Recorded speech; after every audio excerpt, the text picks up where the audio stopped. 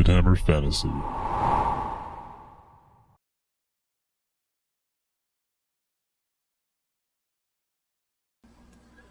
Welcome back to Vidhammer. I'm Spudlow, bringing you your news update for March the 10th, 2014.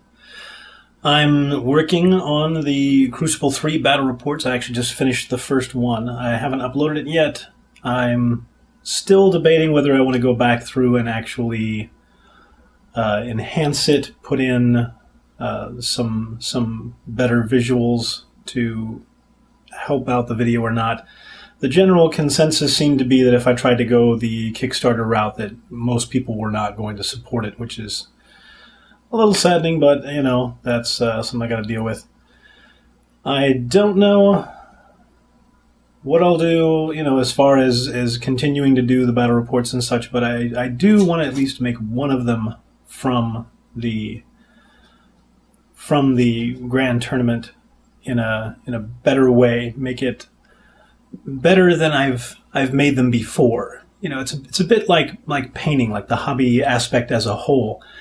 You can paint a whole bunch of models, but the one that you decide to really press yourself and try to do the best that you can is what inspires you to get better and make more of them that way. And I'm seeing the same desire for me to do that with battle reports as well. But you know, I'll probably do that with one of them. Which one I don't know. I want to make it a really good game. You know, one that's going to be worth the extra effort. One that's pivotal and you know comes down to the wire at the very end. All that, you know, one that's really fun as well.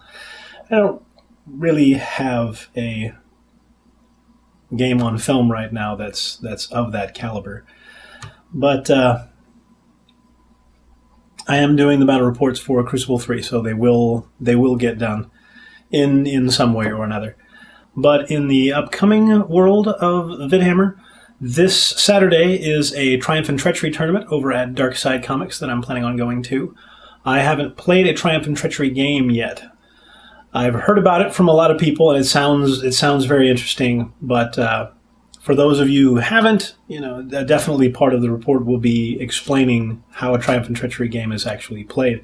Only problem is that I have to build a list for it, not having any real idea how I should build the list. So just don't expect great things out of me, since I'm going to be a total noob as far as Triumph and Treachery goes. The only other up-and-coming thing is this Wednesday. I'm looking forward to playing Robbie's Warriors of Chaos up at Learn to Play in Lutz, Florida. And I'm going to bring my Skaven, and we're going to do some themed armies. And he's already rolled for what theme he's going to go with, and he's told Steve that. I haven't decided mine, but I've written up 4 Skaven-themed, you know, relatively themed lists. There's one for Molder, there's one for Eshin, there's one for Scryry, and there's one for Pestilence. And they're, you know, just kind of emphasis on that particular clan above the others. But how to decide? So you should roll a die, right? But since there are 4 choices and 6 possibilities on the die, this always becomes the irritation of you roll for it, and then 2 of the possibilities, if you get it, you have to roll for it again. That's not so much fun, so let's put a little bit more on the line.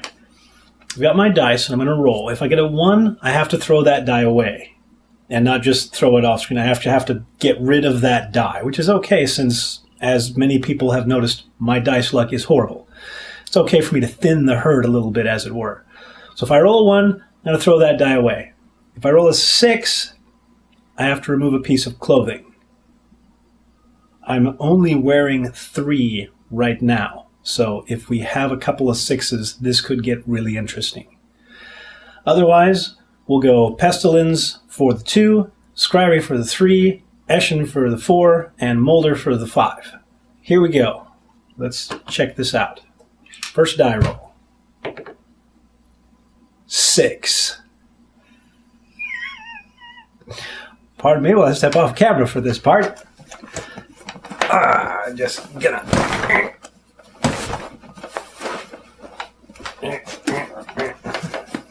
All right. Shorts down. That's the easiest for the camera. But we still have to keep the die. Maybe we can roll 2 in a row. 2. What was 2? 2 is Pestilence, right? I have to go back and check the camera to make sure, but I'm pretty sure 2 is Pestilence. That's all right. We'll have Plague Furnace out there. I'm going to have a couple of Plague Claw catapults. Of course, both of my actual War Machine models are Warp Lightning Cannons, so they actually be proxies for Plague Claw catapults, because I don't think I can get my hands on another one between now and then. It's only like a day away.